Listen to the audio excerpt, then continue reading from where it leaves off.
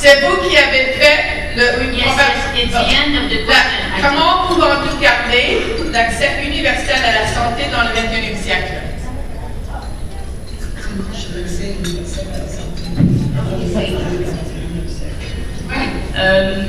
Where do I start?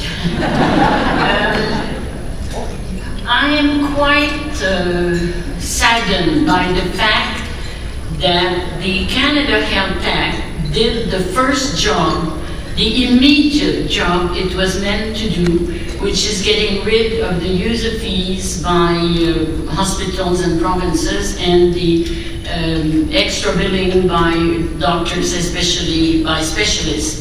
It did the job within, now I can't even remember my act, 2 or 3 years, and we had chosen, thanks to a woman lawyer, Mary Dawson, who was lent to us in my department to write the Canada Health Act, and she appraised me of a then new concept called non-punitive penalty. So if the provinces within 3 years put their house in order, because they could judge doctors, we could not, they could rule all of that, they would get back the money without interest. And that worked. But nobody at the time, so that's 1984, could foresee, well, at the time in all of Canada, there were 12 doctors disaffiliated, is that a word in English?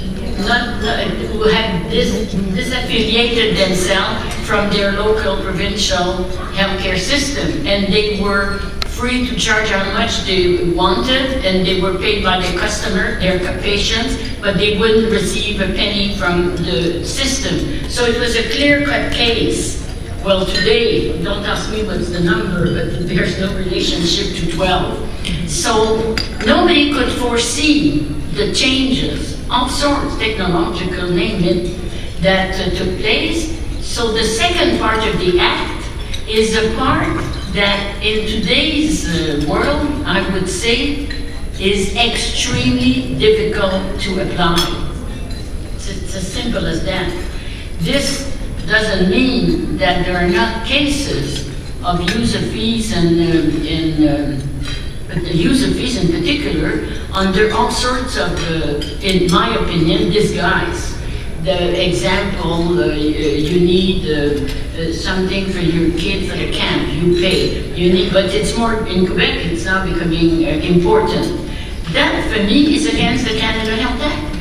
But the political order, a few times, under Madame Marleau, her first name escapes me, who was the Minister of Health from Sudbury, Diane Marleau. A few cases were pushed through cabinet and the provinces had to comply. But in general, the political order, Liberals and Conservatives didn't touch it with a 10-foot pole. So what do you do if you get mad suddenly in 2016 and it hasn't been applied for so long? I mean, I shouldn't say things like that, I suppose. I should be excited and all of that. I am excited because on the whole it's a pretty good system and it works pretty well.